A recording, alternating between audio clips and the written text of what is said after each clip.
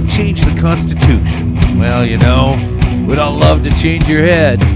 You tell me it's the institution. Well, you know, you better free your mind instead. If you go carrying pictures of Chairman Mao, you ain't gonna make it with anyone anyhow.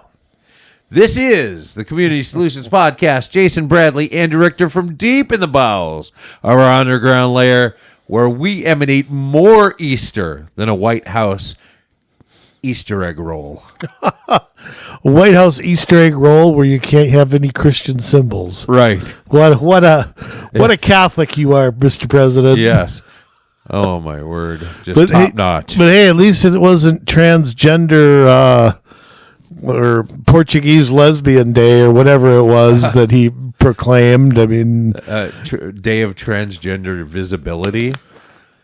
I swear. What does that mean? Is that like when you're driving, there's how far you can see a transgender? That's transgender visibility? Yes. Today, the transgender visibility is 1.3 miles. 1.3 miles so you see a drag queen. Oh, boy. What a mess we're in.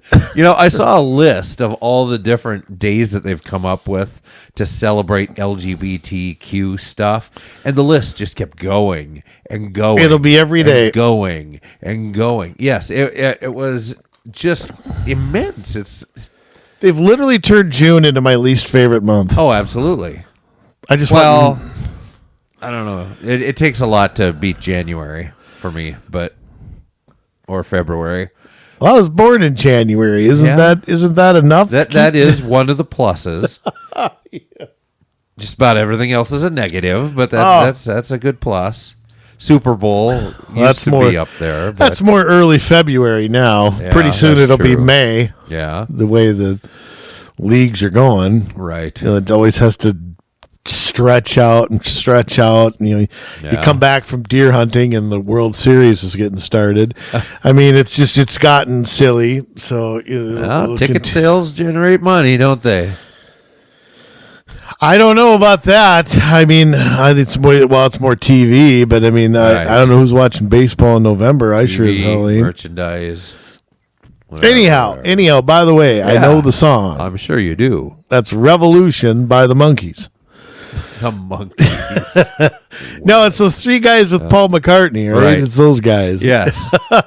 Great song. No. One of my favorite songs from them. And it's weird to say that. Yes. Because I like their early stuff better than their late stuff. Yeah. But, I don't like it when they kind of I kind of like the Can't Buy Me Love days more than I like the later days, but that's just me. I love it all. I mean, it's all great stuff. Yeah. But the message in this song, I mean, I know people always claim that John Lennon was super left and all that, and he probably was to maybe some degree, in his day, but I don't think he would be now. I don't think he'd go for all this. I mean, especially looking at lyrics like this. Well, I think it's easy too to write songs about, the way things should be, I think that's easy to do. I think it's a lot harder to go out and solve real problems. It's kind of like I used to talk about we need money to Africa to fight this. Well, you know how you could really change Africa? Topple all of the governments and give them capitalism and democracy. Right. That's the answer. The answer isn't to turn them into a welfare state. Well, and Bono has figured this out from you over the years. He's been packed off what he used to be. They could do a lot better by building their own businesses. Well, but think about it. Bono probably saw how much money was ripped off and how much he made so much of an effort to highlight those problems and get focus on that, and then got stabbed in the back probably by a lot of the people over there, and it's not a shock that he changes his mind on it. I mean, it's hard to see the innocent people and not want to, everybody should get clean water and stuff like that. Absolutely. But, if you're really going to solve those problems, it begins and ends with, if they don't have the freedom to change it, then they're just endlessly dependent on you. You've turned it into our problem. So But I've never understood why singers and actors are so far left. I've never understood that. You'd think people who benefited from capitalism and hard work and freedom would understand. I just think it's back to I'm on top and I want to keep everybody else down. And I think they get that elitist attitude. That's I think the only thing I can think of. I think there's a desire from a lot of them to be more successful, and to them in this day and age, the more that you're in with the media, the more that you're in with government, the more you're in with the rich and the powerful. Yeah, there's truth to that too. Going to all the cocktail parties. You have the tour sponsored by U.S. Bank. It's it's. That isn't at all the way that music used to be. But I get that. But when you're at a point where you can kind of call your own shots. Yeah. Like if I'm an actor, if I'm a Tom Hanks, I'm not picking on Tom. Right. But if I'm Tom Hanks, I can do what I want to. Nobody can. Right. I got $100 billion in the bank. Nobody can own me. So if I want to tell a corporation to go blank themselves, what's stopping me? I think it's also the people around them. I think they get a publicist and they get an agent and a manager telling them, the greatest thing that I can describe is listening to Tucker Carlson interview Kanye West. Right. When he said, my record label has no problem with me singing a song about killing cops. Yeah. But I say I like stuff Donald Trump is doing, and I got 50 people around me telling me I can't say that. Right. So there you go. I mean, maybe you're right. Maybe that's why do they take a stand on that stuff, though? I mean, why do they think they have to? Yeah, I don't know. And I find it a little different with film than I do with music. I mean, music has always been a vehicle for protest. Sure, and I'm fine with that. I don't have any issue with that. It's freedom of speech. Right. You might not want to, in your concerts, just sit and preach to everybody. I mean, nobody pays $200 to that can backlash. To listen to you whine about stuff, but you gotta know how you're doing. Good music's good music, though, Jay. Right. There's protest songs from the '60s that I love. Oh yeah, good music. But some of those are right on though too, right? Because there was a lot of garbage going on in the '60s. Exactly. The '60s was when people were waking up. Yeah. To the fact that we've been lied to, and that we were sinking in a war that we couldn't win. Yeah. And I mean, music was one of the ways people rebelled, and I get it. Right. I understand it. I don't always approve of it, but I get why people did that. So but again, I respect their freedom of speech. Yeah. I don't have an issue with that. I just have an issue with the whole. I don't know the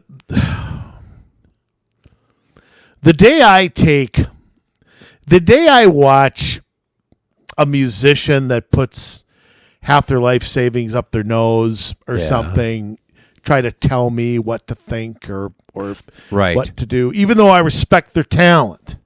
They all got talent. I mean, come on, let's just be honest, especially then. Yeah. Today, music's more of a packaged product. Absolutely. Back then, it was totally different. I can respect that, but you know what? There just comes a time where it's like, just shut up and sing to us, and I'll enjoy it, and then you can go do what you want to do after that. It's just it becomes a sore spot. I hate it too because I have some favorite actors of mine. Guys who and women who I think are great at what they do. Yeah. That I've found as I get older, I can separate the two, but there was a time where I couldn't. Yeah. There really was. There's a time where it was like, God, I couldn't look at... Tim Robbins is one of my favorite actors. Oh, he's great. He's sensational. Yeah.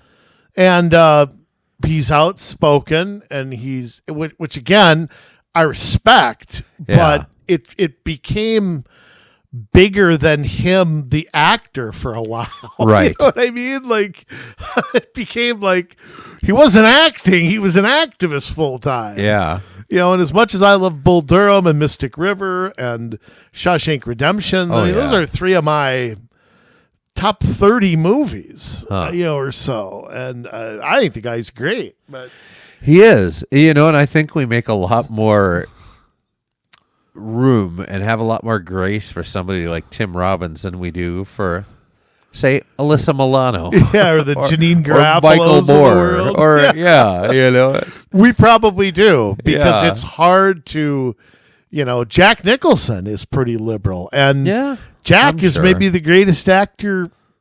Yeah. I mean, when you list great actors, you don't get too far without him being on. De Niro is a really good actor. De Niro's he's nuts. Sensational. And he's nuts. Yeah, and he's crazy. I like Michael Douglas. I think Morgan Freeman's one of my favorites. Oh, yes. I think he's one of the best, period. I like anything he's in. Yep. Liam Neeson's one of my favorite actors. Yeah, he's good. He's one of my favorite all time. Yeah, and he's I know you loved him in those 3 Star Wars movies. No, it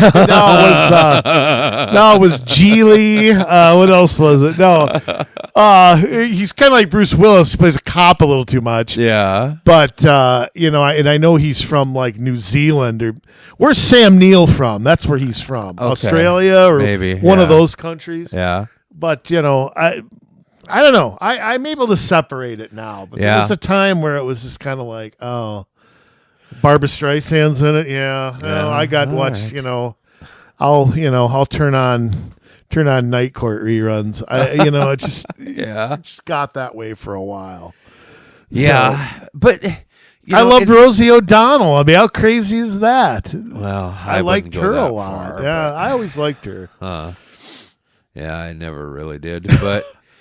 But, this is the thing. I mean, you look at the movies today, and they all have to be leftist movies even. I mean, you can't even put out a good story anymore, unless you're like with Angel Films or Angel Studios or some of these other more independent houses that are putting stuff out. But you can't even get traction. Like, I would argue that one of the best films of this year will be this film that Angel Studios just put out called Cabrini. I mean, it's like...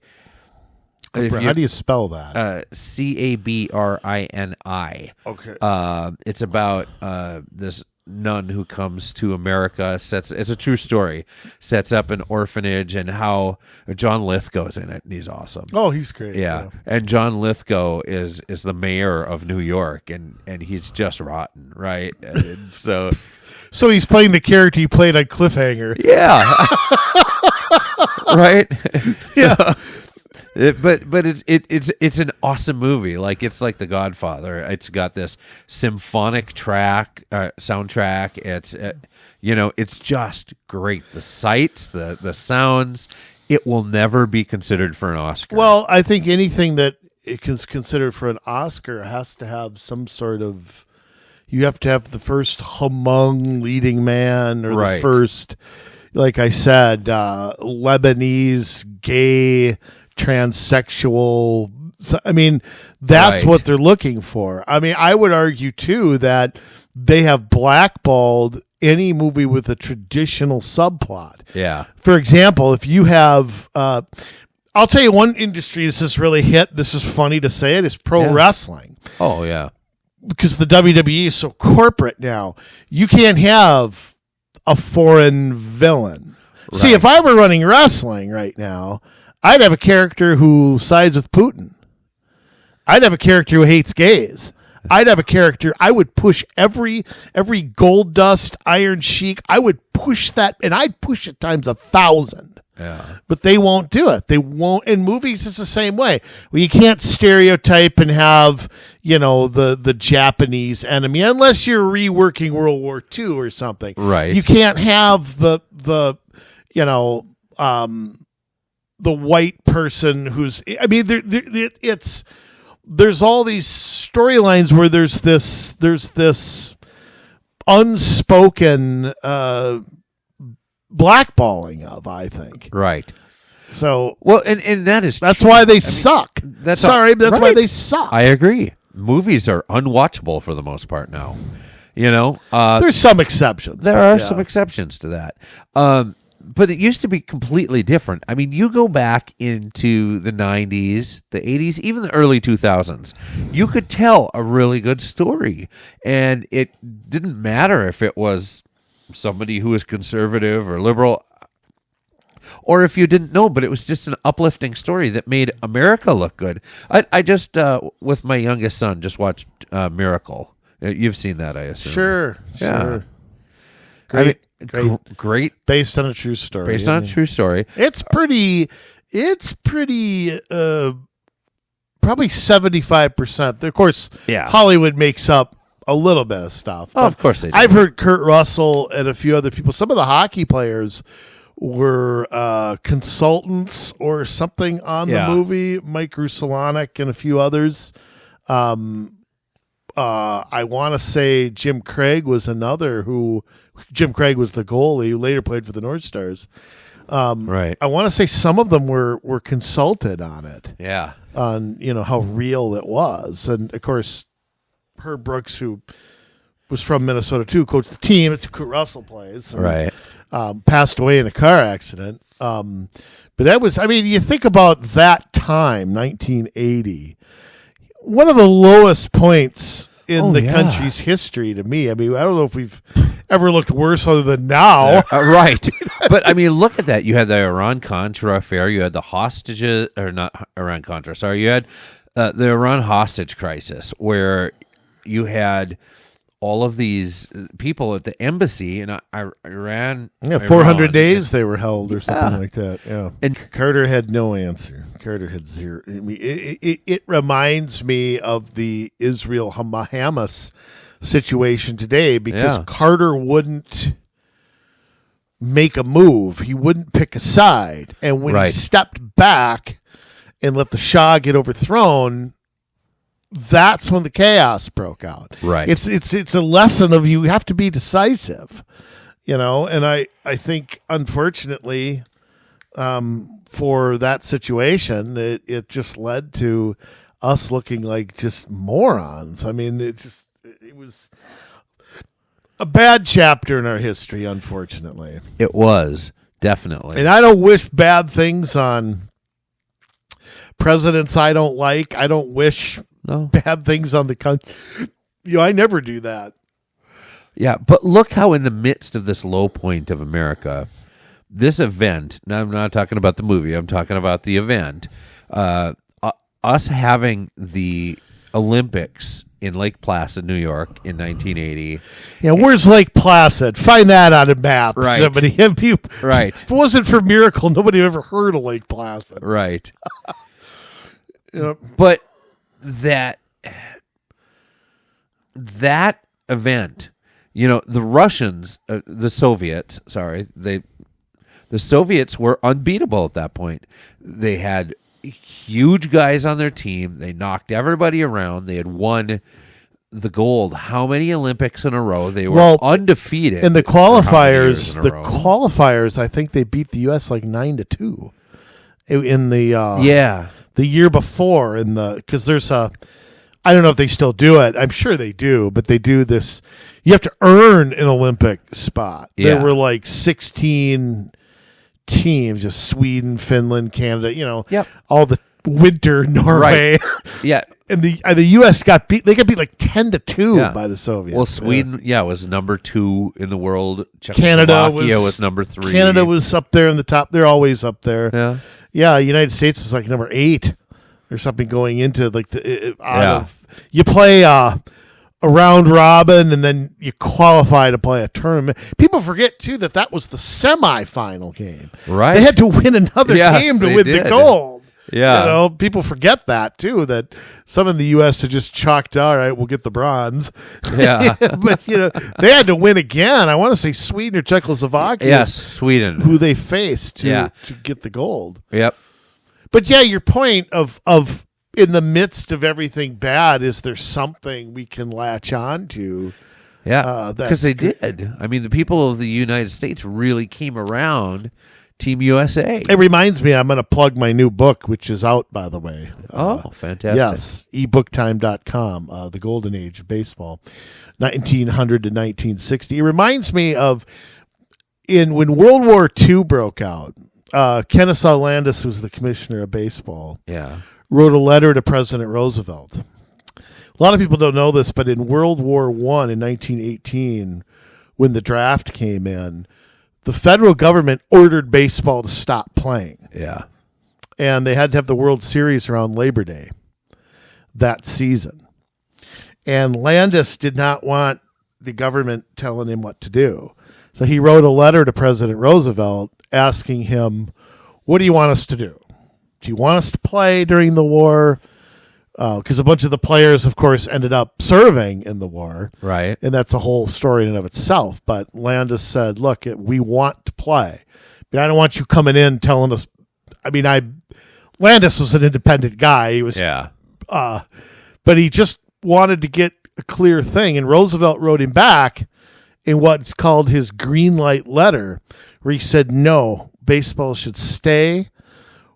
People need an escape.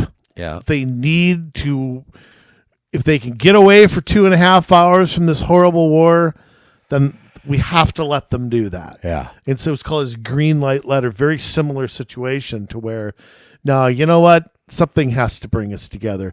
And you know what? With the attitude, back in 1980, I think people, Republican, Democrat, and whatever, they all believed in the United States. Yeah. I believe. And I think today that's not true. It's not true at all. Yeah. I think that I don't think anything could bring us together as a nation. And I think I hope you're wrong. Well, I don't know. When you look at why is the United States a nation in decline, I mean, the answer is the 2 F's. Yeah. Faith and family. Yeah. That's what's broken down in the country. And I think 40 years ago, the nuclear family and the strong faith was there, left, right, center. Yeah. Today, that's been largely broken, at least in parts of the country. So, yeah, if you don't have faith and you don't have family as bedrocks, I just think that is the big negative right now. Right. So. Yeah, I agree. I mean, back, you think about the Roosevelt Democrats that, like my grandparents and things like that. Mine too. They loved America. They wanted America to succeed. They may have believed in a little bigger safety net than me. Yeah. Right? But sure. At the same time, a lot of them grew up with no safety net. Right. So there's that. Yeah. Going through the Depression and all that. The Dust Bowl. I World can War understand some of that. But we all came together around these big events, whether it was Jesse Owens, whether it was like you say, letting baseball be played. Whether Sputnik, remember the Sputnik, country rally England. Well, we're going to go. Whether we actually landed right, on the moon or not. I wasn't going to say that, but I'll let you say that. But we took up the challenge. We took up the. Oh, you're not going to beat us. Everybody was glued to their TV. Yeah, everybody or the was. Radio, everybody was an anti-communist for the most part. I mean, Rocky IV, that movie. I mean, yeah. It did. It brought people together, right? I mean, anything that was anti-Soviet Union during the I'll bring 70s, wrestling. 80s, I'll bring 90s. wrestling back into it. Iron Sheik and Nikolai Volkov go out there. They got Nikolai before he passed away said that he and Sheik used to get acid thrown on them. Really? Yeah, that it was that bad at times. Oh my word! So you want to see people really get fired up about something. I mean, I don't know. Today would be. I don't know what it would be like today. If somebody said "F you, America," I don't know what. Like I say, and I would push that button though if I were in that business. See, and I think people would be willing to make that kind of enemy out of China, except that China owns everybody that makes things. Look at the NBA. Look what happened with the NBA. They wouldn't even speak out against the repression of the students over there. Right. And the guy I can't remember the guy from the Houston Rockets who was told to shut up. You can't say that. Yeah. Like, what? You can't speak out against the Chinese communists? Since when? I mean, that's... I don't know since when, yeah. But, I mean, you're right, though. I mean, what would... I miss that. I mean, like, I remember... One thing I remember about, like, the first Iraq war, the 1991 war, yeah, I can remember the debate about using force or not was intense. I mean, it was very, very intense. yeah. But when the war started, there was an end, and I don't know if this is because media was different. Yeah. I don't know if it's because every Tom, Dick, and Harry didn't have a cell phone. I don't know what was different, but I remember it stopping, and then when we won, everybody was cheering. Yeah. Everybody was happy. Everybody was, great that Kuwait was liberated or whatever. Yeah. I mean, there wasn't President Bush Sr., I remember, addressed a joint session of Congress, and I remember the cheering just broke out and would not stop, and it was a great moment. It was like, yeah, man, we can kick some ass if we want to. So much for that Iraqi Republican Army that was supposedly so great. Right. All they did was surrender. We kicked their ass, and I think there was this euphoria of joy in it. And I remember the Berlin Wall getting torn down. I mean, everybody. Nobody cared what politician got credit. Nobody cared who said what. Nobody cared. It was just, although I'll say what Dennis Miller said about Germany when Germany reunified. I didn't really like the first version, and I'm not really wild about the second. But just I'd say that.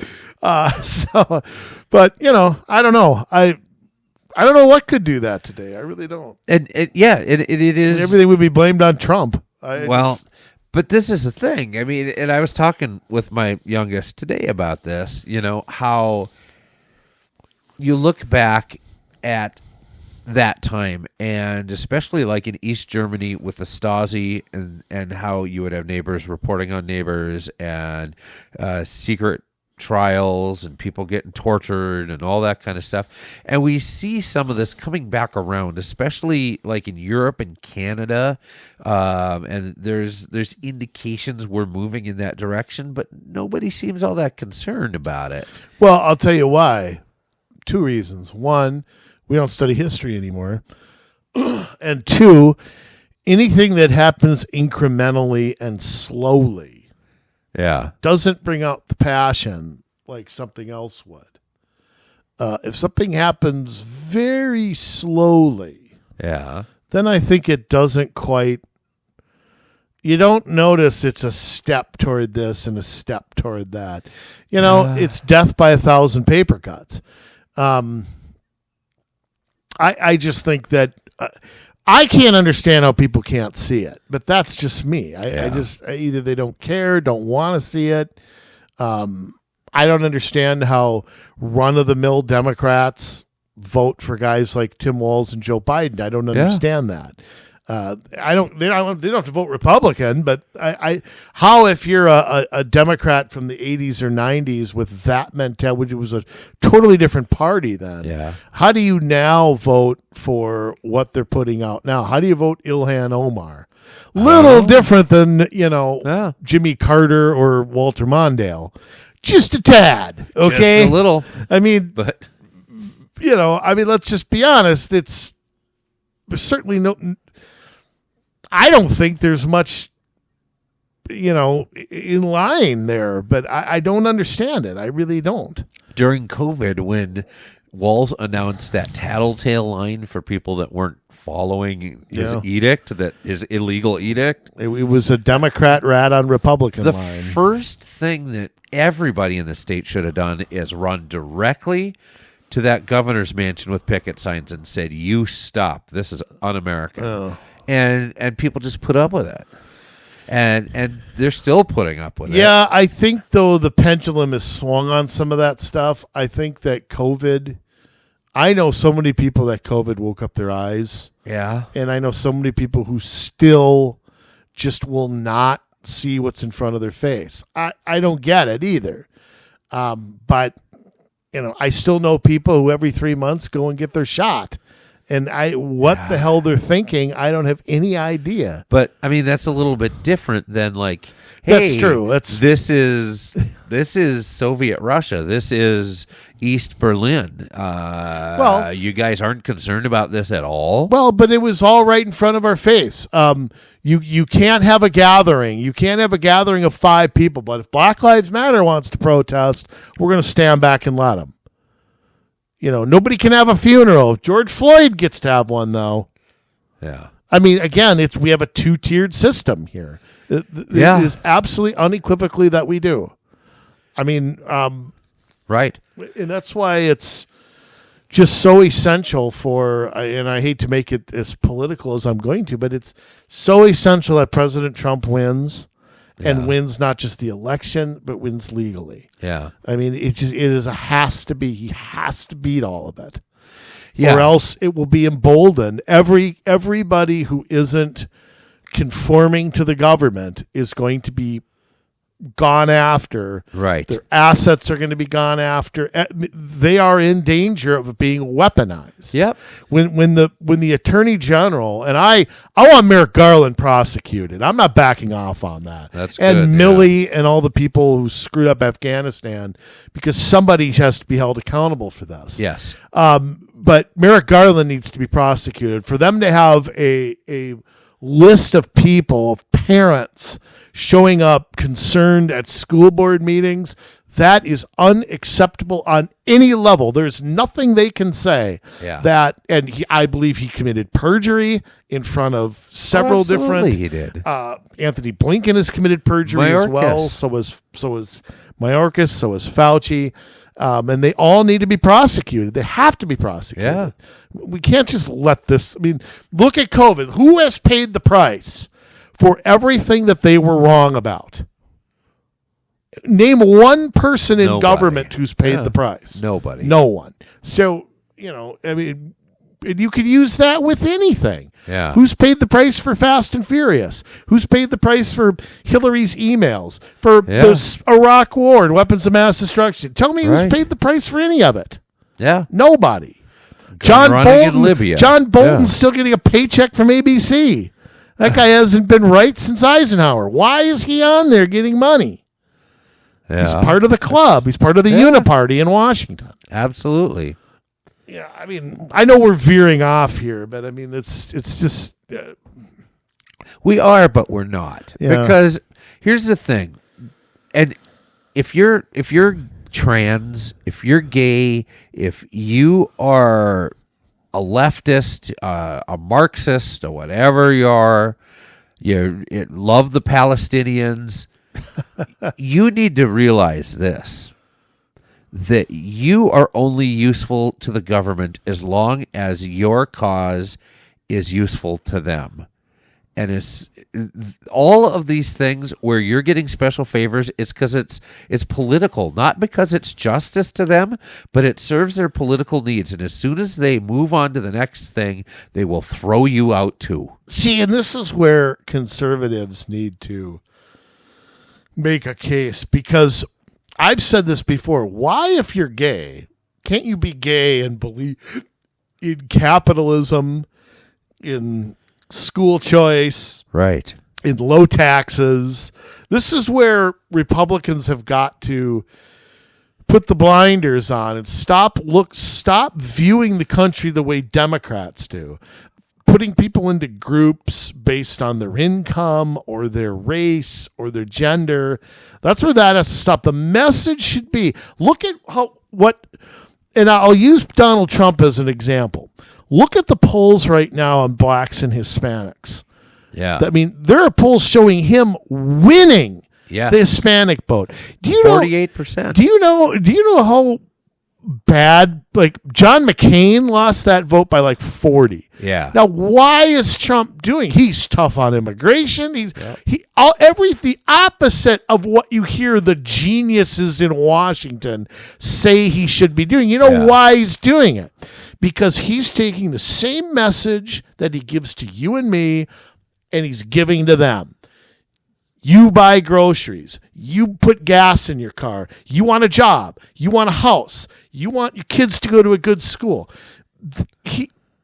He's sending the same message to everybody, regardless of race, and that's what Republicans need to do. Yeah. Instead of going, if we're in front of Hispanics, we got to out-pander the Democrats. Right. And what did that get Republicans? Nothing. So it's either that or ignore them completely. Yeah, they did a lot of that. They did a lot of that too. But I think that the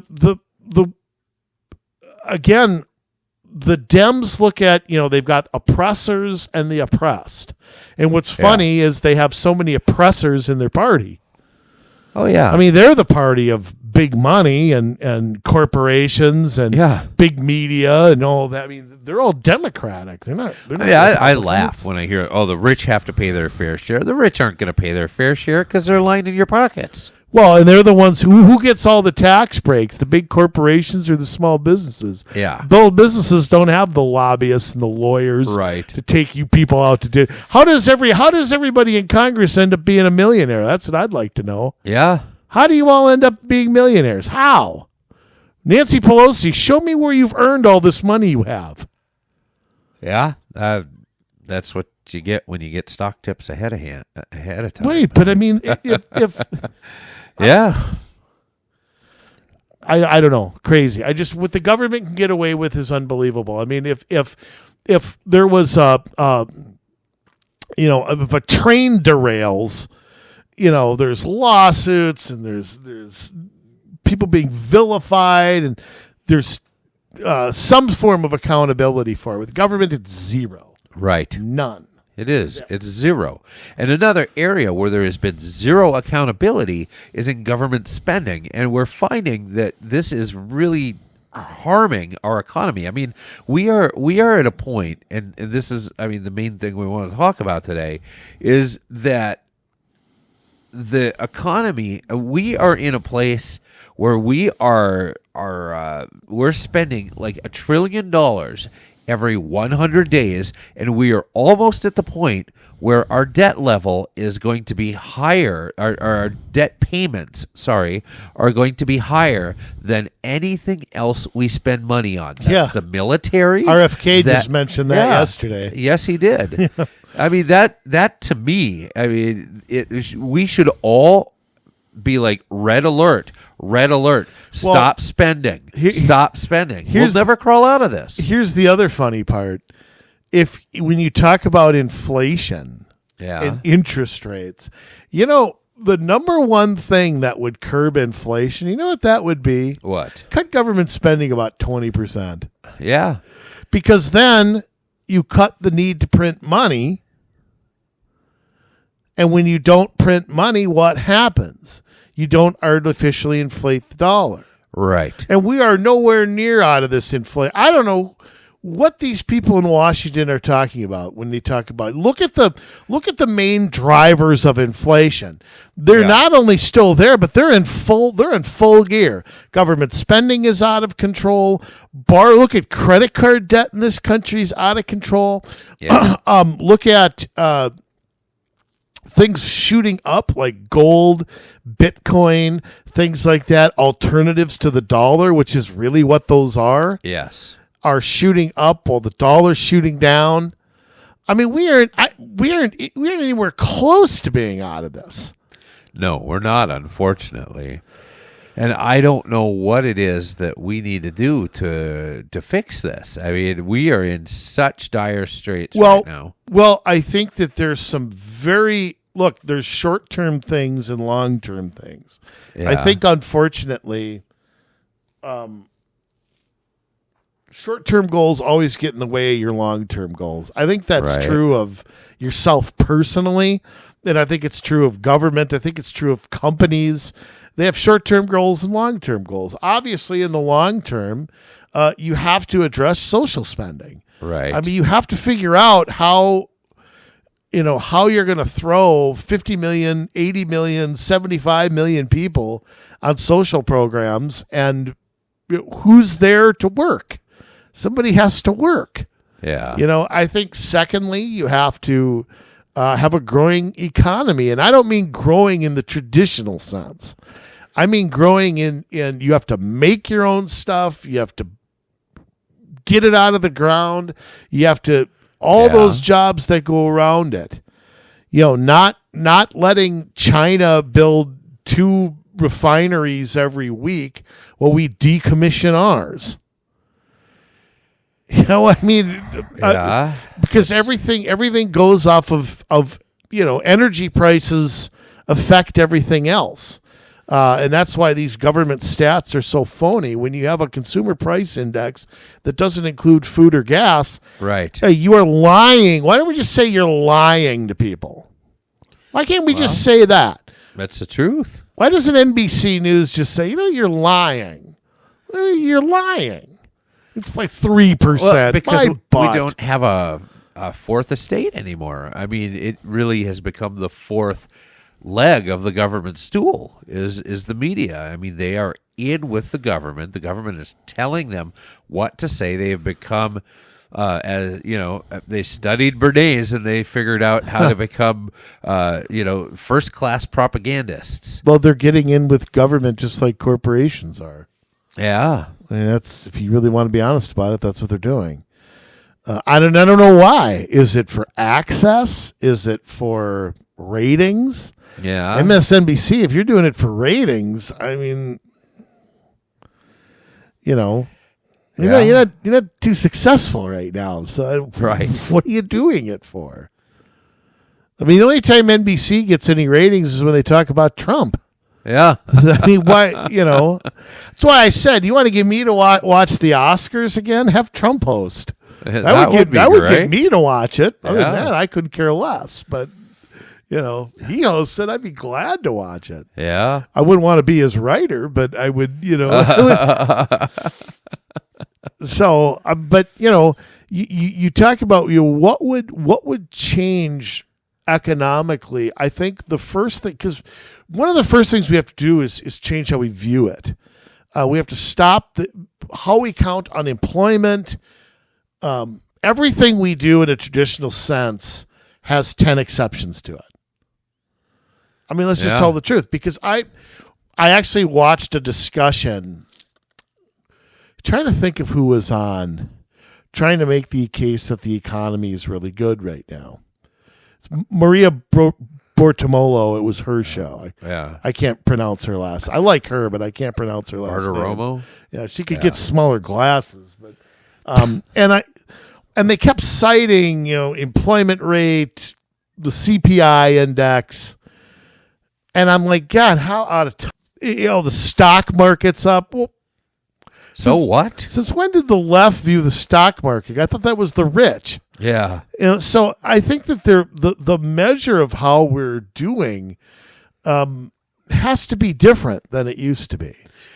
Yeah, it does, because a lot of this is just artificial inflation, especially when you're looking at the stock market, because so many companies are receiving money from the federal government, or they're getting it from banks, which are being supported by the federal government. Right. And it's weird. And investors are smart; they know where to put the money.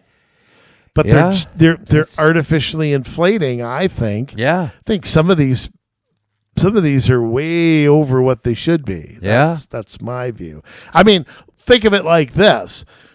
If you're investing in an electric car company or one of the big car manufacturers, who are under these mandates, and who Joe Biden is to put mandates on on car company, I don't understand why he's able to do that. You should be able to, because he can't make laws for all you could do is write presidential signing statements and executive orders that manage the executive branch. Yeah, that's all you're supposed to do. That is it. Anything else, people can feel free to disregard. Yeah, and here's the other part of that, though. I think a lot of investors put some of their money there, but guess what? What happens when these EV sales, despite the tax credits, literally, you and I are financing a part of somebody buys an electric car, part of it's being financed by you and me. Yeah. And they have goals, ridiculous goals, 25% by the year 2030. They're not even at 4%. They're not going to get anywhere near there. No. Because the people don't want them. And ultimately, the people don't want them, or they're not practical, or the technology isn't there, however you want to put it, or they're too expensive. Well, you're looking at what? How much is it to replace a battery in one of those things if they go? I don't know, but the charging stations alone. It's like $18,000. Yeah. And the other part of it is, coal-powered charging stations. Right. Well, you have to mine for coal then. The batteries are made out of copper. Well, you have to mine for copper. They overheat in the really hot summer and they freeze in the really cold winter. I mean, cars sometimes have a hard enough time starting in the winter. Yeah. So it's just not practical. Turning a 10-hour road trip into a 15-hour road trip. 3-day road trip. I mean, yeah. I don't know. I don't, but I mean, that's just one product and the total mismanagement. But I blame some of it on the car companies. The car companies because they're getting free money. Yep. They're getting money to manufacture these, to sell them. And maybe some of them are starting to have buyer's remorse. They are. I don't know if you've heard that. I don't know, but they're getting good media coverage because of it. Oh, wow, how green you are, zippity-doo-dah. People still aren't buying them, though. The level of people that purchase electric cars is still abysmal. It's terrible. It isn't. Nobody wants these things. Yeah, I don't know what they're going to do, but I mean, transportation is something that we have to have. I mean, it's just it's how do you get goods from one place to another? I mean, it is a must. It is an absolute need on every level. Yeah, and the cost of that is built into every single thing you buy. Yeah. So if how inflation's going to go down when the electric grids, how that's going to have to be redone, which quite frankly, some of them need to be updated anyway. Yes, I do worry about true. a tax that way. I mean, if I want to screw up the United States and I'm a foreign government, I go take out an electrical grid. Right. Why nuclear bomb somebody? Why don't you just take out, I could take out New York, half of New York by taking out 2 grids. Right. Just do that instead. It could destroy your economy for years, or at least there anyway. Right. I think the U.S.'s economy is too diverse to I would do it in the middle of cornfield and try to affect food prices and starve people. I mean, there's ways you can do that. We're vulnerable to it, and that's something that really concerns me too. I mean, we need to make it to. We have to somehow get rid of this corporate oligarchy we have. I mean, I have in my life become so anti-corporate. I hate the corporate atmosphere. I hate working in it. I hate working for them. Yep. I hate their stupid press releases and their stupid mission statements. You know what? It's amazing how many people are employed doing that crap. And look, everybody's got to have a job. But and their diversity statement, I just put them all on an island and get rid of them. That's what I say. I wouldn't last in corporate America today. I would not. It's tough, man. It's really tough. It would. It really is. Somebody comes into a corporate office with, blue hair and just totally looking unprofessional. I just want to tell them, go home. You look like crap.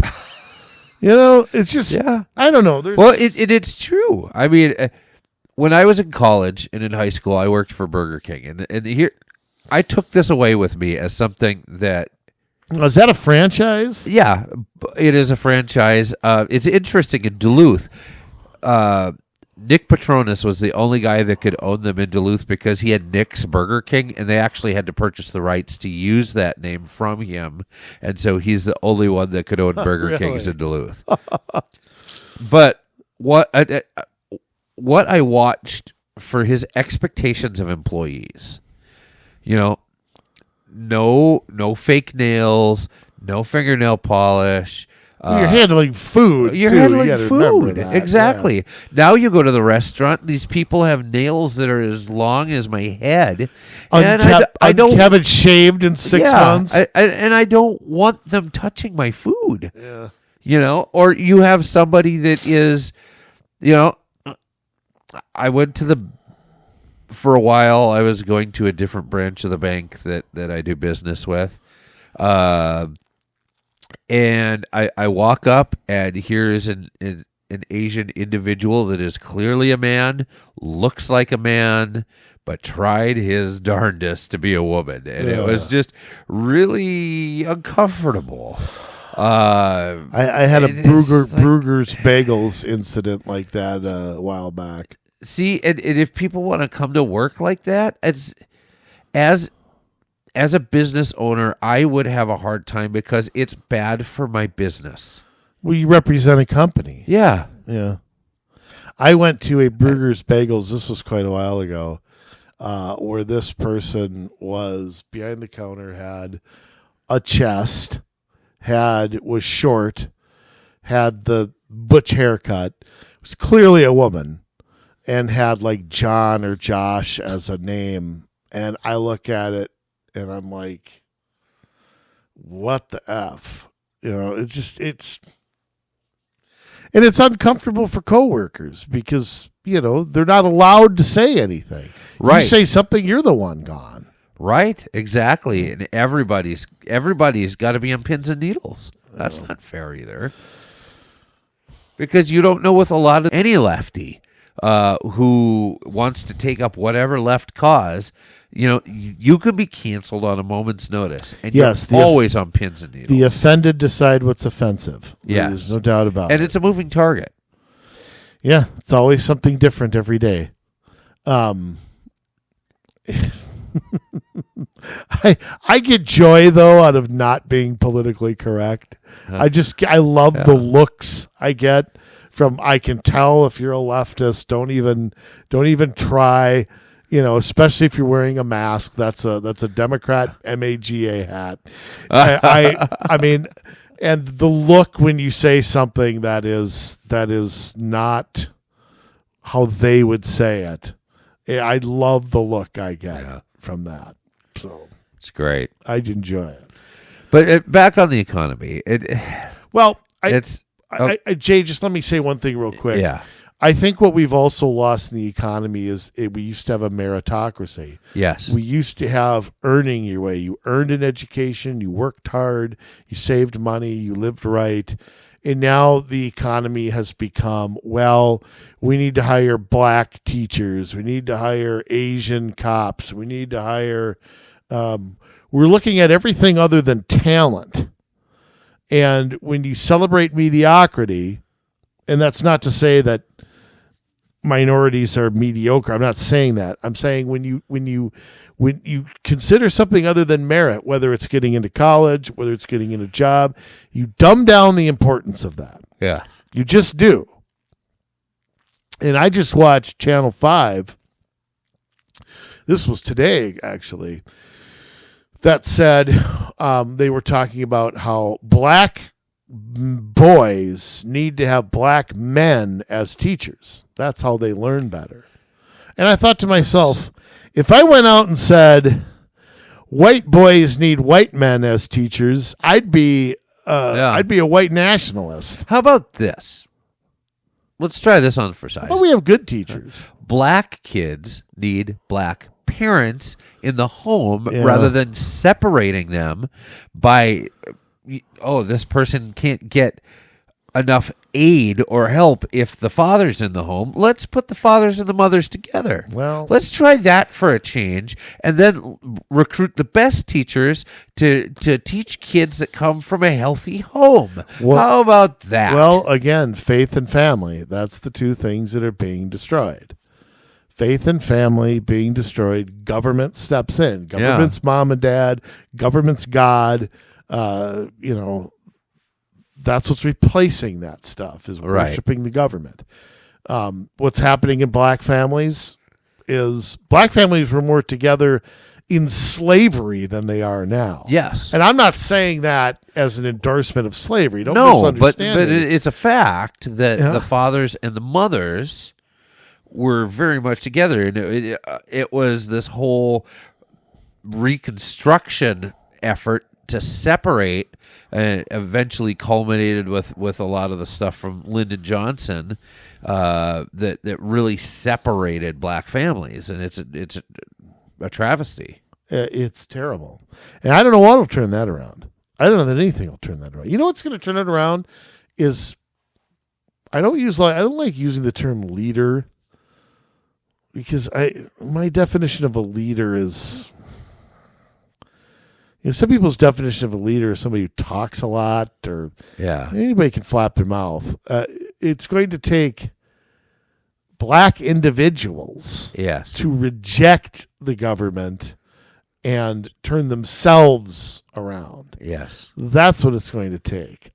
I don't understand how you can get out of that any other way. And the whole idea, we need black teachers. Well, when half the black kids are dropping out of high school in Minneapolis, it's kind of hard for them to become teachers, isn't it? Yeah. Isn't that putting the cart before the horse? Don't you have to do that stuff first? Maybe not anymore. Maybe not. But again, what does that do? Dumbs down what being a teacher is. Right. You're not earning it anymore. Now it's become a social experiment. But I will say, they've been putting a lot of black people into the schools as aides, as helpers, as security, as administration, as all of this stuff, and none of it has helped. We have seen violence increase, and I'm not just blaming that on the black kids in the schools. Because it happens with white kids, it happens with Asian kids, but we've seen scores go down. It's the policies. That's what it is. Exactly. They've let the inmates rule the roost, and learning has suffered across the board. We're on the decline. But that again, going back to the economy, if we don't have people that are graduating with a certain skill set and a certain level of knowledge. Yeah, it's not just getting a diploma. We're gonna suffer. We're not gonna have the people in the trades that we need to be doing that. We're not gonna have people that are able to go to medical school or law school or business owners. Granted, now because of the diversity requirements, so they're putting in a lot of undeserving people into the law schools, the medical schools, and making sure that they get jobs. But I think we're seeing a lot of. I think that's being rolled back a little bit right now. But yeah, I don't know. I don't know. And college campuses have become places that I'm not a parent, okay? I don't know that there's college campuses I want to send my kid to. No. It's maybe kind of Hillsdale College. Yeah. A handful, but yeah. I mean, I don't know that I want them to go there. I don't know that for what it costs. Yeah. And again, there's another issue right there economically. Why aren't we trying to figure out how best to change what's going on post-secondary education? I mean, we have a situation where the cost is out of control And nobody has any ideas on how to fix it other than to make it free. It's free, which of course just means you're handing me the bill. Yeah. That's all you're doing. Or it's an election year ploy or whatever. I mean, the shame of it is you can take out student debt for any amount of money. Go try and get a small business loan. Right. Tell me which one's harder. And small business loan, absolutely. That's the shame of it. Yeah. So, I mean, until we figure out colleges, and I've had this conversation with other people too. Why do you have to go there for 4 years? Why can't you dive right into your field? If I go to a trade school, I don't have to retake a bunch of classes that I took in high school. Right. Why can't I just go right into my career? Yeah. I think that needs to be thought about. I don't know. I think that, and I'll say this for businesses too. You want quality people, you got to pay the money. And, we talk about, my wife is a nurse, and we talk about all the shortages of nurses, we need nurses here and there. Well, then you're going to have to pay them. Yeah. Pay the good ones, and you'll, There's sure a lot of bad ones. Well, I mean, there's bad everything. Absolutely. But the good should be rewarded. The bad can go make my fries. Yes. I don't care. But I mean, it's hard to pay all this money to go into a career that isn't paying enough for you to live on. I mean, right. These businesses, if you got the money to give millions and millions of dollars to Black Lives Matter, then you got the money to give everybody a raise. Yes. So screw you, corporations. Screw you. And it is frustrating. I mean, I spent 11 years working for Best Buy, and I loved the company. Part of me still does. Part of me, they can sit and spend. I just, because, I witnessed some interesting things there. And I'm sure one of these days I'm going to get into some of the things I witnessed. Yeah. What are they going to do? Sue me? I mean, but, there's another corporation that hands out money, celebrates their diversity, spends millions of dollars on their DEI, gazillions of dollars of gyms at a corporate office. Try squeezing $1 raise out of somebody. Right. Try doing that. Oh, absolutely. Believe me, I tried. And it's, you're the most important thing to us, to give you the old corporate statement. Right. So, I mean, it is just beyond frustrating. I mean, it's so, I don't know, it's so bothersome to me, the way, I hate sounding the way this is going to come across, but the gap between the middle class and the elites. Yeah. I mean, the gap is, and I'm not arguing for higher taxes. I'm not arguing for inheritance. I'm not arguing for any of that. No, but there's got to be a way for middle class. I mean, we're losing the middle class for one. But number two, those of us that are still in the middle class are having to work 2, 3 jobs, sometimes more. I do. Yeah. So do you. Yeah. That's got to stop. I mean, marriages, relationships with children, it's affecting, we're becoming slaves to debt, and not just personal debt. We're also becoming slaves to government debt. And it is because taxes are going higher everywhere. Our property taxes keep going up. They're adding sales taxes in all these different locations. We keep seeing our income taxes going up. It is ridiculous. And how about how the government defines rich? I love how it's $75,000 right here in Minnesota. That's rich. That's middle class. That's not making it in a lot of cases. Yeah, I mean, have a family of 4 try to live on $75,000. Right. In this economy? I mean, Impossible. The only way you could do it is, with one car or one. I mean, there's a lot of things you'd have to sacrifice. Yeah. And I realize what people think they need has changed. I mean, True. There is some truth behind that. You don't need phone. There are things that you can cut out. Right. But just to have a house, a car, groceries. I remember the first time my wife and I spent $200 on groceries. I was like, holy, man. Yeah. Now, that's low. I'm kind of like, we buy a lot and usually it lasts a while just for her and I, but because, I'm including everything when we buy that, Yeah. Bathroom stuff and blah, blah, blah. But I mean, it's fill up your gas tank. And I mean, it is just, phone bills, electric bills. I mean, it's a tremendous amount that people are paying every month just to live and breathe. Yeah. And something has to be done.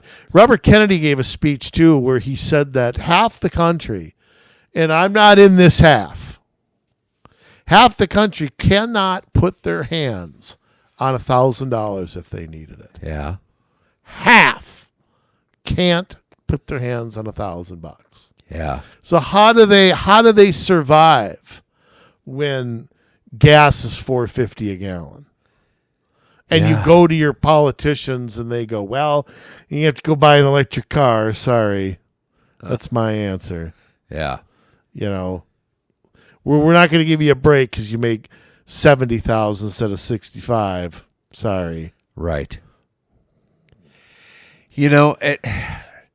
So looking at the state of things, I mean, we're in trouble because we are in so much debt. I mean, I don't know how we get out of this. Well, and we're going to have to, Fed's going to have to look at interest rates. We got to look at how much we're spending, which I don't know that there's 5 people in Congress that are willing to do that. No, and you've seen it on both sides. Nobody's willing to do it. Right. I think nobody's willing to do it on a state level. At state, there's some exceptions, I should say. But I think there are ways. I mean, obviously, you've got to bring manufacturing back here. You have to make things and produce things here. You have to get out of the way of the private sector. You have to have energy. And I'm for everything. Right. I mean, if electric is the best and that's what people want to buy, I'm fine with them buying. I don't want it forced down my throat. But let the market dictate. Exactly. I mean, how do you think we had an internal combustion engine? Did the federal government subsidize it? No. Nope. It was a private sector innovation. How did Henry Ford invent the assembly line? Did he run to the government of Michigan and ask for a handout? No, he did it himself. What about modern day refrigeration? Yeah, exactly. It was all innovation. Yeah. And again, that's something the private sector's kind of losing. They think government should go create it or something like that. And I think that's one of the reasons these products don't get better is because there's no incentive for them to get better. Right. I get free money from the government. I don't have to innovate. But I think we need something so corporations can't control our government. We have to do something with that. I don't know what that is because I'm a huge proponent of the First Amendment, and I believe I have the right to petition government, no matter how much money I have. I have that right. But when I have $1,000 that I can give and somebody else has $10 million, who are the politicians going to listen to? Exactly. And so we have to do something to make it so that our government isn't owned, that people aren't bought and paid for. I don't know what that is, Jay, because like I say, I believe in the First Amendment. Right. And so I don't know how to finagle that. The problem is, I mean, you've got these companies that lobby here, but that's not where it ends. These mega corporations make as much money or they make more money than the GDP of many smaller nations, right? And as well, they run their own governance. They're untouchable because they're globalist corporations. They come together with government, however, in these public-private partnerships. A lot of it fueled, through World Economic Forum and the goals there, the climate goals, the diversity goals, all of it. And so they're a willing arm, a willing partner in helping government achieve its goals. You have this collaboration this fascist collaboration that's occurring. It's total fascism. How do we get out of it, though? How do we stop that? Especially these corporations that don't have a headquarters here. I mean, there's they've got your headquarters in Mexico or something, and of course they bought off that government, I'm sure. Oh yeah. I mean, I don't know how to change it. I don't know how to change that because again, taxing them out of the existence is the wrong. The millionaires are just going to pass that tax off onto us. Right. They're not going to pay it. No. They're going to figure out how to screw us out of it. And the government knows that too, and they don't care. They think the optics make it look good. Okay, but let me ask you a question. Yeah. And again, I'm a devout capitalist, Jay. How many billions can a company make? Okay? How many billions is enough to just go, okay, why am I sending all this money to politicians? Why aren't I taking care of the people who work for us? Why aren't I putting that money back into my business? I mean, I just wonder if corporations would just say no. You want a handout? No, we're not giving you money. But they're not. And it's gotten so bad that it's to the point where they are willing to nickel and dime their consumers to a place where they're not even going to be able to afford to do business with those companies before long. Because any way they can squeeze $5 out of them, they'll do it. There are banks that are starting to charge for their free checking accounts now. Yeah, as if charging to get my own money out of my account is not enough. I'm sorry, you're already making money because when I put money into your bank, you take it and invest it, and you get the interest from that.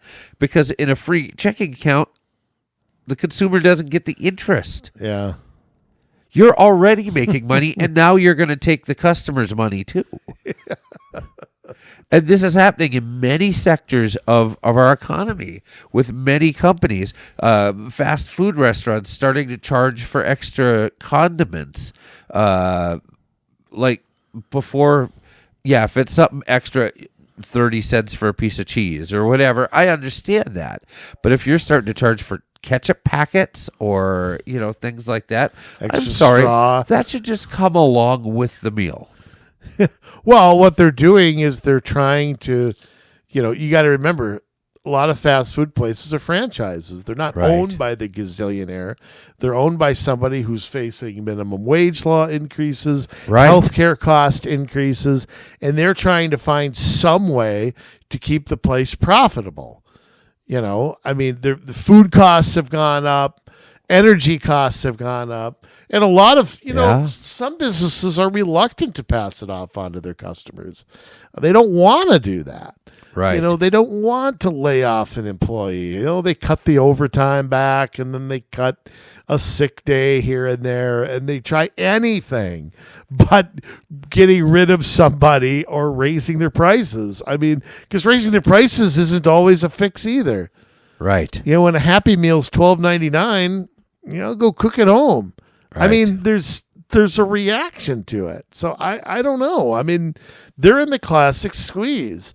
But again, it's where the big companies could just, we have so many industries in this country that are oligopolies. That you have, you want to go to home improvement stuff? Well, you go to Lowe's, Menards, or Home Depot. Right. Where else do you go? Hardware Hank or Ace. I don't know. Are they still around? Oh, I don't even know. I didn't even know that. Yeah. But it's more expensive usually. And of course it is. I mean, you want to get groceries. You've got 3 or 4 places to go. Yeah. You got. I mean, it's just owned by mega. And I'll tell you what, it's not over with because they're constantly trying to merge. They're constantly using things like, well, one company is about to go under, or they're losing market share. This happened with ExxonMobil when they went together. I mean, right. Which was allowed to monster corporations. Yeah. And yes, okay, one Mobil was on the decline, but they still held a decent market share. But because the two combined fell before some arbitrary number, they were allowed to become a monster. Well, you know what? If they're too big to fail, maybe they're too big to exist. Yeah. Can I just say that? Maybe they're just too big to exist. How many times has General Motors gone bankrupt? Right. It's like they go bankrupt every 5 years. Well, maybe instead of a bailout, the company needs to. Then, of course, we're adding things to it. We're making it worse. Yeah, and how many companies need to swallow up 5, 6, 10 other companies? Do you really need to have this company that owns? I don't know. And I hate to sound like a socialist here, but something has to be done with health care. Something has to be done with health insurance, because that's another thing that's drowning out small businesses, is having to pay for health insurance. I mean, it's a thing killing them. And I don't know what the solution is. I don't know. But the health insurance model is, we have the most expensive healthcare on the planet and the least healthy population. Something has to change with that. Right. What that is, I don't know. Yeah, I don't know. Again, we've got government in everything, and that's really the government's answer. Part of the problem. Out of our food. Get government out of. It's all these tweaks they're making to our food that are making people sick. People never used to be allergic to bread. People never used to be allergic to breakfast cereal or milk or peanut butter. Yeah. What happened with diabetes? What's going on with diabetes? Yeah. Well, a lot of that is just eating out at McDonald's all the time, but some of it is. But McDonald's has been around for 80 years. right. What kids becoming diabetic or pre-diabetic? Yeah. People used to eat at home a lot more, and now there's truth with to that. the way that we live our lives, and we're always on the run, and a lot of us that are working 2, 3, 4 jobs aren't home making meals. Yeah. And again, the breakdown of the family, not having family dinners. Yeah. I remember those family dinners. Oh boy, absolutely. We all had. My dad had his Attila the Hun chair. I remember that. He'd complain and complain and complain. Well, my mom just served him all day and night, bastard. But yeah. And you know what? I'm a bad example of it, because I'm lucky to have dinner with my wife twice a week. Yeah. And we're lucky if we do. It's a special thing if we have dinner together, which is terrible. But because of her schedule and my schedule and the fact that I work a lot to have the life we want, it's very hard to do. Believe me, it stinks. Yeah. If I had a family, we wouldn't do it. We would change. We'd change something. But it's really not. It's not healthy, I don't think, to do that. So, and it's tough. It's really tough. But I think you're right. I think so many. Again, I go back to faith and family. I go back to the two things that have marked our decline just in my lifetime. To me, are those two things. Yeah. So, but I'll tell you what, it's faith, family, going back to a meritocracy. Going back to, you got to earn it. You got to earn it. That goes with our education system. That goes everywhere. That our military, Same thing. It's not the place for social experiments. Right. It's just, I don't know, man. I mean, I'm making a good living right now, but I'm constantly worried. Yeah? I always am. And I hate that feeling. I just can't stand it. Yeah, I don't blame you. Yeah, it's unsettling, and it never feels like your feet are on solid ground, It never does, and I'm not optimistic about after November I might be more optimistic, but for 2024, I mean, I see things getting worse. I don't want them to. Yeah. But I see it getting worse. We're not going to have interest rate cuts. No. That's Jay Powell talking out of his ass. He knows he's not going to do it now because it would look like he's trying to elect Biden. Yeah. And so he's not cutting them now. There's no call for them to cut. There's nothing economically that shows that inflation's under control. No, inflation's still been increasing, and he can't cut the interest, or the Fed can't cut the interest rates because people still aren't buying our bonds the way that they need to be bought, the U.S. bonds. And so, why would they buy them with low interest rates? They need higher interest rates to buy the bonds, which covers the debt. And well, again, one of the answers to that is to cut spending. I mean, you talk about a walking advertisement to cut spending. But that's never going to happen. Of course it's not going to. So, I mean, the deficit and spending are two different things, too, because a growing economy actually increases tax receipts, which is, it works opposite of what the geniuses tell you. Right. That's not how it works. You don't raise taxes and get more money. Yeah. The Reagan years proved that. The problem was the out of control spending, and it'll just never be there. And I'll tell you what, I'm going to say this straight out. Republicans have one chance to fix this, and that is going to be next January, because I think Trump's going to win, and they're going to have both houses, and they are going to have to grow a backbone. Yes. Not Trump, but the House and Senate. Yes. They can't do what they did in 2017, which is, we don't want to go too fast. Right. Oh, we don't want the media to not like us. They can't Paul Ryan it. They have to go for everything that they got to go for the jugular. This could be a last chance to stop some of this stuff. Absolutely. If they don't put some protections in now. Yeah. I mean, I think Trump's going to do what he can, but there are some things he can't do without Congress. Let's just be honest about it. Nor should he. Right. And I think, again, I think Biden would do anything. He wouldn't care. But I think, unfortunately, the Republican side cares about that stuff. Right. So, I think it may be a last chance to stop some of this. It might be. So they can't blow it like they did last time. Because last time they blew it. They didn't. I don't know why. It makes no sense. Nothing any Republican says makes any sense at all about it. Right. So, well, we'll see. If Mike Johnson is still the Speaker of the House at that point, and we'll see who they get to replace McConnell.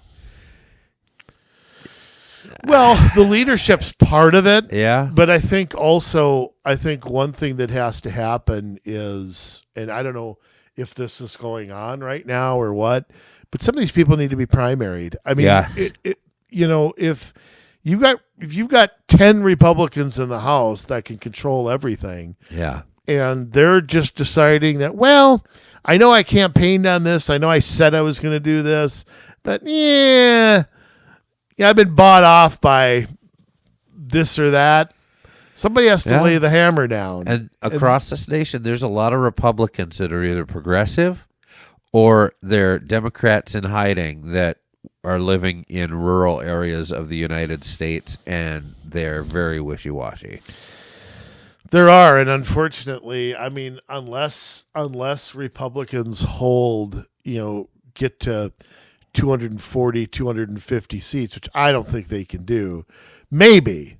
I don't think so, though. I just don't think enough are up for grabs. I don't think enough bad ones are getting primaried. The problem is they have all the money. I mean, that's another thing that has to happen is that the money men have got to stop. You know, you're not gonna beat an incumbent if the money people are on the other side. It's almost impossible, right? Because they can party, they control the lists, they control the primary process. I mean, it's really difficult to do. But again, I mean, I'm interested to see, you know, and I'm worried about the Senate. I mean, I'm worried that and look, I don't consider myself a Republican anymore, but I'm certainly anti-democratic, and the Senate has me worried that they're not up to winning those races. And you know, we've seen it over and over and over again. And they're just not up there with the mail-in voting, and they're just can't match that operation. So we'll see. I hope I'm wrong. Yeah. But I mean, everything is there for Republicans to romp. But everything was there 2 years ago for them to romp, and they kind of whimpered. They did. I mean, someone, but it wasn't what a lot of people were hoping. They let the left paint them as extremists on abortion, and that was the end of that. That was the state races, and I still think the federal races, it was the mail-in ballots and the early voting. I think abortion factored in some of the governor's races and stuff, but I come back to, you've got to have a plan. All this means nothing if people don't vote. You know, that is number 1, 2, and 3 of priorities. So absolutely. And again, I think they have their act together in some states, and in some states I'm concerned. I mean, I'm just worried that,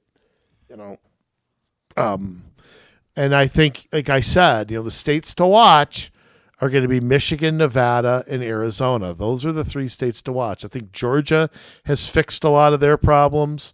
So is North Carolina. I don't think those states are. I put them in the Trump column, and I think it will be.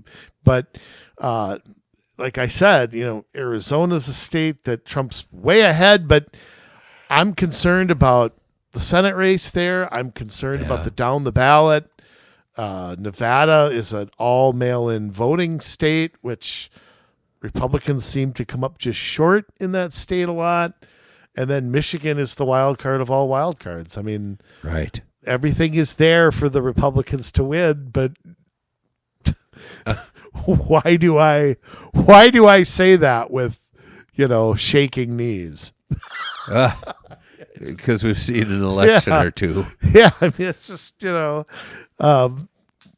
Trump's win in 2016 so surprised people that I think they're ready for it now. And so I don't know. But, getting back to the economy, let me just say one more thing. One equal opportunity, and equal opportunity has got to be, that has to be such a priority for everything, because if you don't have opportunity, then the meritocracy just isn't what it should be. Right. And everything is about opportunity. I mean, whether that's in education, whether that's in work, whether that's, people have to have a ticket out of poverty, but they have to earn it. And the balance between those two things, I have different views, I guess, than some on how to get there. But I come back to somehow we got to get out of the education system that we have. Yeah. Somehow there has to be a ticket out of that. It's ruining the next generation. Because I just think it's ruined the one that's coming in. Yeah, we are not teaching kids our history. We're not teaching them the skills they need in the marketplace. We've got to get rid of these majors in college of, whatever, Oriental gender studies. I mean, we something there has to give, and I don't know. It's pretty ugly there. Yes. Yeah, there's a lot to fix, unfortunately, and there's a lot of fronts that we need to fight on, and we've got to be diligent to do it, because if we don't, it's game over. It's lights out. We have stayed silent for too long. We have not fought on behalf of what we know to be right, and because of that, we're suffering the consequences now. And we're in a dire place, and it's do or die at this point. I'm gonna die. I give up. I give up, Jay. I'm not giving up, but it's possible I might end up dying too. I don't know. You're too young. Yeah, I'm too young too. Yes, you got to live at least 2 more years. 2. Yeah, that's gonna do it for me. I hate saying this, Jay, but according to the average lifespan of an American man, 2/3 of your life has been lived. I just want you to know that. Just to cheer you up. I haven't even lived half of my life yet. Do you want to live that long? I don't know. It depends how healthy I am. I don't know. I don't think I don't. Here's what I wouldn't want. Yeah. And I'm a firm believer. I'm a believer, Jay. I'm a believer that many older folks, some people would dispute me on this, but I go back to faith. I think a lot of people die because they don't want to live anymore. Yeah. That will to live. Yep. Your family's gone, your friends are gone, your pets are gone.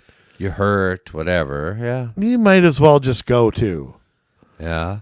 And that will to live is, I think, a big part of living. Huh. I just do. I just think some people just die because they're alone. Yeah. They just die because they feel like maybe it's not true, but they feel like they have no reason. Right. And they just go. They just let go. Kind of like a leaf in the tree, when the fall comes and you can hang on, you can hang on, you can hang on, but eventually you're going to let go. Yeah. Maybe it's like that. I don't know. I can't see myself living to be 100. I just can't. Yeah. I don't know. I that's probably when I'll put out my best album, and then I'll mail it in for the rest of my days. You'll check out after that. I'll put out albums that aren't as good after that. So so it'll be only downhill. That's when I'll enter my senior slide. Hey, well, at least we know it's coming in the year what? Yeah, 2074. That we know it's coming. Some people believe Johnny Cash put out his best albums right at the end of his life with Rick Rubin. So really, now I have never heard those. Yeah, I own one of them. Look, I love Johnny Cash. Yeah, I mean, he redid Trent Reznor or 9 Inch Nails' "Hurt." I've heard that. Liked it so much that he's like, "That's Johnny's song now." It's. He did some other covers on some of those albums that were really good. Personal Jesus from Depeche Mode. And he wrote a lot of them, though, too. So, well, look, the guy was a genius. Yeah. I mean, he was great, no doubt about it. And again, we have to do a music podcast one of these days because I have so many questions for you about it. I mean, I have like 100 of just music questions. Yeah, I'm curious about it because I have no musical talent at all. 0. And so I can't relate. It's like I have no artist talent either. I can't draw a hangman. So the people who can do that intrigue me. But you're able to write a book. I mean, that's creative. Well, right. But I can't. It's like there's certain kinds of music that I don't like, but I respect because I can't write the melody that goes with it. It's like some of it's learned, though. Yeah, I suppose. You have natural tendencies, but you have to learn how to put keys together and, which keys work with other keys well. And so back in the day when they would do key changes in music, now it's just 5 notes all in some amorphous key that nobody really knows. Is that really true? It's pretty bad. Okay, we'll save that. Yeah. Save that for that show. But Jay, speaking of checking out. Yeah. Boy, did we give people once again some bad stuff today. But I think we sent some solutions. We did talk about some things that we do think need to happen. So we need more of that, Jay. We need you to enlighten us again. Styling and profiling, limousine riding, jet flying. I think I screwed that up. Doesn't matter. All around son of a gun here. Jay, take it away. Thank you, Andrew. Thinking about all of this and the bad shape that we're in this country, it's difficult because there are so many things that are battling against us. But as a country, if we could find just a couple of things to rally around and come together and realize that we're being lied to. We're being lied to by our government. We're being lied to by our media. We're being lied to by our entertainers. We're being lied to by our corporations. We're being lied to by our schools. We're being lied to. So the best thing we can do is come around something that is going to unite us. Now, one of those things could be we've got Olympics this year. I know the Olympics have become super political, and they've taken up all of this climate stuff and diversity stuff, and then you have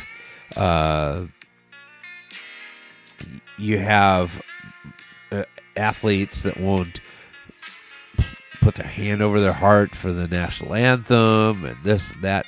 But what if we said, you know what? Forget all of you.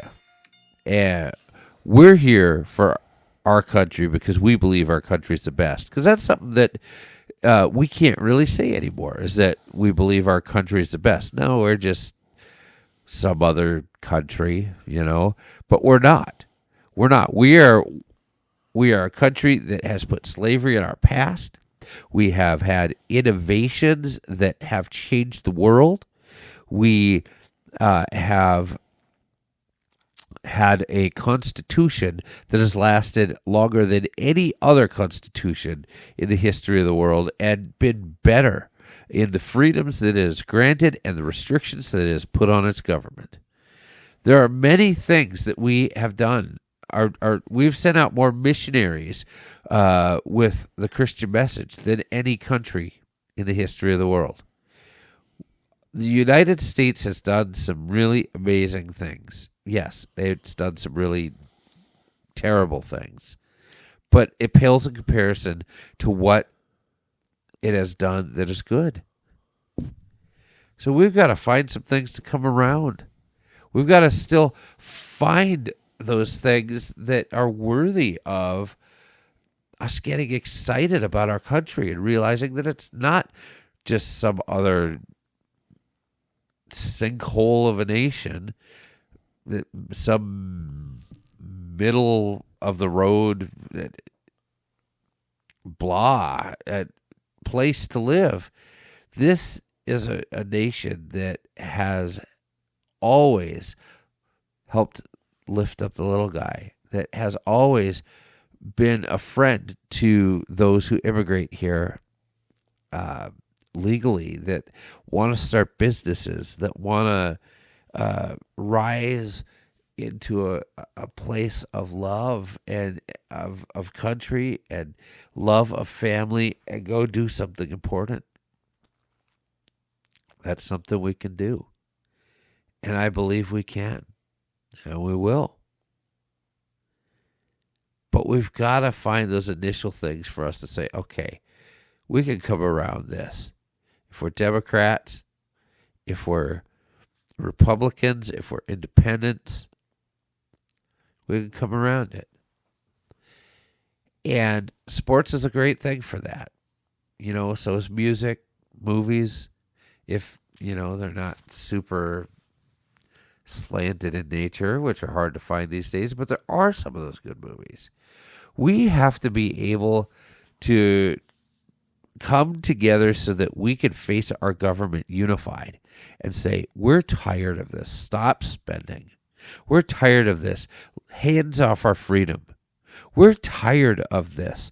You need to do what's right by the people of this country. And if we're able to do that and confront our government and actually put something into place that brings us into that place of understanding, a place of love, then we're going to see things begin to change. And maybe we can yet save this nation. So how do we do it? Well, we got to sacrifice. It's not a pretty word. It's an ugly word, and it usually means ugly things. But we can do it. Yes, we can. There's no doubt. So let's put our heads together. Think about running for office. Think about We can do this, but we've got to come together. And when you see somebody else stepping out, stepping up, make sure you support them. Help them out. Attend their events. Listen to their podcasts. Buy their CDs. We can do this. But we've got to come together. Get a hold of us at commsolutionsmn@gmail.com. That's commsolutionsmn@gmail.com. If there's something that you just have this idea and you want to get it done, let's see who we got. Let's put our collective, I hate using that word because of the communist insinuation there, but let's put our collective heads together to come up with something that is going to change the direction we're headed in. We know you can do it, and we're here to help you. So with that, we love you, man. Now you're to strive. It's that